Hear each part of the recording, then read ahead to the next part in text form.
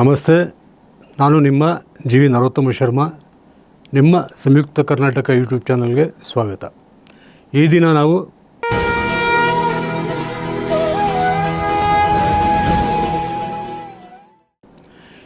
ನಾವು ಮೇ ತಿಂಗಳ ಸಿಂಹ ರಾಶಿ ಸಂಜಾತರ ಮಾಸ ಭವಿಷ್ಯ ಫಲವನ್ನು ತಿಳಿಯೋಣ. ಸಿಂಹರಾಶಿ ಸಂಜಾತರಲ್ಲಿ ಉತ್ತರ ಫಾಲ್ಗುಣಿ ಹಾಗೂ ಪೂರ್ವ ಫಾಲ್ಗುಣಿ ನಕ್ಷತ್ರ ಸಂಜಾತರಿಗೆ ಅತ್ಯಧಿಕ ಶುಭ ಫಲಗಳಿವೆ.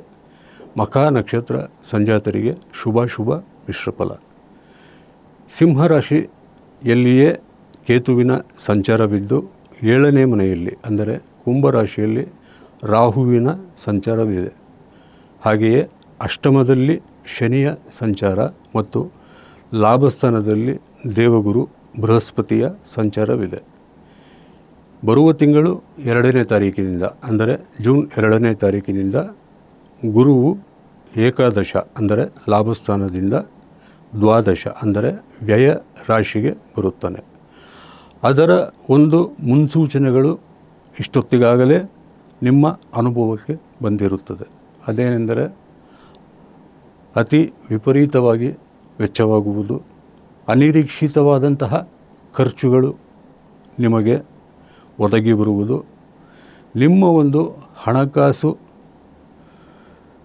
ಶಕ್ತಿ ಏನಿದೆ ಅದು ತೀರಾ ನಿಸ್ಸಾರವಾಗುವಂತಹ ಎಲ್ಲ ಸಾಧ್ಯತೆಗಳು ಮೇ ತಿಂಗಳಲ್ಲಿ ಆಗಬಹುದು. ಏಕೆಂದರೆ ನೀವು ಊಹೆಯೂ ಮಾಡಿರದಂತಹ ಅನೇಕ ಖರ್ಚು ವೆಚ್ಚಗಳು ನಿಮ್ಮ ಆರ್ಥಿಕ ಸ್ಥಿತಿಯನ್ನೇ ಅಲುಗಾಡಿಸುವಂತಹ ಪ್ರಕ್ಷುಬ್ಧ ಮಾಸವಿದೆಂದು ಹೇಳಬಹುದು.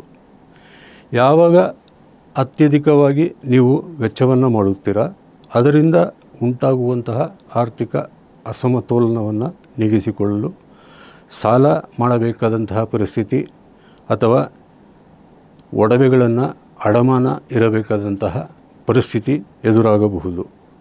ಮನೆಯ ಹಿರಿಯರ ಅನಾರೋಗ್ಯ, ಮಕ್ಕಳ ವಿಚಾರವಾಗಿ ನೀವು ಮಾಡುವಂತಹ ಖರ್ಚು ಹಾಗೂ ಕೋರ್ಟು ಕಚೇರಿಗಳಿಗೆ ಹಾಗೂ ವಕೀಲರಿಗೆ ನೀಡುವಂತಹ ಸಂಭಾವನೆ, ಆಸ್ಪತ್ರೆ ಖರ್ಚುಗಳು ಮತ್ತು ಒಂದಷ್ಟು ನಿರೀಕ್ಷೆ ಮಾಡಿರದಂತಹ ಖರ್ಚುಗಳಿಂದ ಹಣಕಾಸು ಸ್ಥಿತಿ ಡೋಲಾಯಮಾನವಾಗುವಂತಹ ಎಲ್ಲ ಸಾಧ್ಯತೆಗಳು ಇದೆ. ಹಾಗೆಯೇ ನೀವು ಯಾರನ್ನಾದರೂ ನಂಬಿ ಹಣ ಕೊಟ್ಟಿದ್ದಲ್ಲಿ ಅವರು ಸಮಯಕ್ಕೆ ಸರಿಯಾಗಿ ನಿಮಗೆ ಹಣವನ್ನು ಹಿಂದಿರುಗಿಸಲಾರರು. ಇದರಿಂದಲೂ ಸಹಿತ ನಿಮ್ಮ ಹಣಕಾಸಿನ ಪರಿಸ್ಥಿತಿ ಡೋಲಾಯಮಾನವಾಗುವಂತಹ ಎಲ್ಲ ಸಾಧ್ಯತೆಗಳು ಮೇ ತಿಂಗಳಲ್ಲಿ ಕಾಣಬಹುದು. ವಿದ್ಯಾರ್ಥಿ ವರ್ಗಕ್ಕೆ ಶುಭ ಮಿಶ್ರ ಫಲ ಇರಲಿದೆ. ವೈಯಕ್ತಿಕ ಹಾಗೂ ಕೌಟುಂಬಿಕ ಜೀವನದಲ್ಲಿಯೂ ಸಹಿತ ಸುಖಕ್ಕಿಂತ ನಷ್ಟವೇ ಹೆಚ್ಚೆಂದು ಹೇಳಬಹುದು. ಇದಕ್ಕೆ ಶನಿಯ ಅಷ್ಟಮ ರಾಶಿ ಸಂಚಾರವೇ ಕಾರಣ. ಹಾಗೆಯೇ ವಿವಾಹ ವಿಚಾರವಾಗಿ ನೀವು ಮಾಡುತ್ತಿರುವಂತಹ ಪ್ರಯತ್ನಗಳು ವಿಫಲವಾಗುವಂತಹ ಸಾಧ್ಯತೆಗಳು ಇದೆ. ಹಾಗೆಯೇ ತೀರಾ ಮುಂದಕ್ಕೆ ಅದು ಎಳೆದುಕೊಂಡು ಹೋಗುವಂತಹ ಸಾಧ್ಯತೆಗಳು ಬಹಳ ಹೆಚ್ಚಿದೆ. ನೀವು ಪ್ರಯತ್ನ ಪಡುತ್ತಿರುವಂತಹ ಕೆಲಸಗಳಲ್ಲಿ ಯಾವುದೂ ಸಹಿತ ನಿರೀಕ್ಷಿತ ಸಮಯದಲ್ಲಿ ನಿಮಗೆ ಆಗಿ ಬರಲಾರದು. ಹಾಗೆಯೇ ನೀವು ಯಾರನ್ನಾದರೂ ಸಹಾಯ ಕೇಳಿದ್ದಲ್ಲಿ ನಿಮಗೆ ಆ ಸಮಯಕ್ಕೆ ಸರಿಯಾಗಿ ನಿಮ್ಮ ಆಪ್ತ ವರ್ಗದಿಂದ ಸಹಾಯವನ್ನು ನಿರೀಕ್ಷಿಸಲಾಗದು. ಹೀಗಾಗಿ ನೀವು ಒಂದಕ್ಕಿಂತ ಹೆಚ್ಚು ಪ್ಲ್ಯಾನ್ಗಳನ್ನು ಮಾಡಿಕೊಂಡು ಮುಂದೆ ಆಗುವಂತಹ ಘಟನೆಗಳಿಗೆ ಈಗಿನಿಂದಲೇ ಸಿದ್ಧವಾಗಿರುವುದು, ತಯಾರಾಗಿರುವುದು ಬಹಳ ಒಳ್ಳೆಯದು. ಇನ್ನು ಷೇರು ವ್ಯವಹಾರಿಗಳು ಹಾಗೂ ಹಣಕಾಸು ಲೇವಾದೇವಿದಾರರಿಗೆ ಈ ತಿಂಗಳಲ್ಲಿ ನಷ್ಟ ಉಂಟಾಗುವಂತಹ ಸಾಧ್ಯತೆ ಹೆಚ್ಚಿದೆ. ವಾಹನ ಚಾಲನೆ ಮತ್ತು ಪ್ರಯಾಣದಲ್ಲಿ ಜಾಗ್ರತೆಯಿಂದ ಇರಿ ಹಾಗೂ ಸ್ವಾಸ್ಥ್ಯ ಸಂರಕ್ಷಣೆಗೆ ಪ್ರಥಮ ಆದ್ಯತೆ ಇರಲಿ. ಶತ್ರುಬಾಧೆಯೂ ಸಹಿತ ತಿಂಗಳ ದ್ವಿತೀಯಾರ್ಧದಿಂದ ನಿಮ್ಮನ್ನು ಹೆಚ್ಚು ಕಾಡುವಂತಹ ಎಲ್ಲ ಸಾಧ್ಯತೆಗಳು ಇದೆ.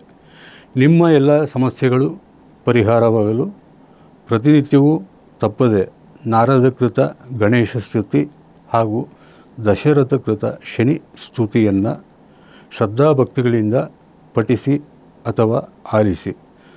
ಸರ್ವಶಕ್ತನಾದಂತಹ ಭಗವಂತನು ನಿಮಗೆ ಒಳಿತುಂಟು ಮಾಡಲಿ, ನಿಮ್ಮ ಸಮಸ್ಯೆಗಳು ಪರಿಹಾರವಾಗಲಿ ಎಂದು ಪ್ರಾರ್ಥನೆ ಮಾಡಿಕೊಳ್ಳುತ್ತಾ, ನಿಮ್ಮ ಸಂಯುಕ್ತ ಕರ್ನಾಟಕ ಯೂಟ್ಯೂಬ್ ಚಾನಲ್ಗೆ ನೀವು ಸಬ್ಸ್ಕ್ರೈಬ್ ಆಗಿ ನಿಮ್ಮವರನ್ನು ಸಬ್ಸ್ಕ್ರೈಬ್ ಮಾಡಿಸಿ, ಲೈಕ್ ಮಾಡಿ, ಕಾಮೆಂಟ್ ಮಾಡಿ, ಶೇರ್ ಮಾಡಿ ಎಂದು ಕೇಳಿಕೊಳ್ಳುತ್ತಾ ಮುಂದಿನ ಜ್ಯೋತಿಷ್ಯ ಕಾರ್ಯಕ್ರಮದಲ್ಲಿ ಭೇಟಿಯಾಗುತ್ತೇನೆ. ಧನ್ಯವಾದಗಳು.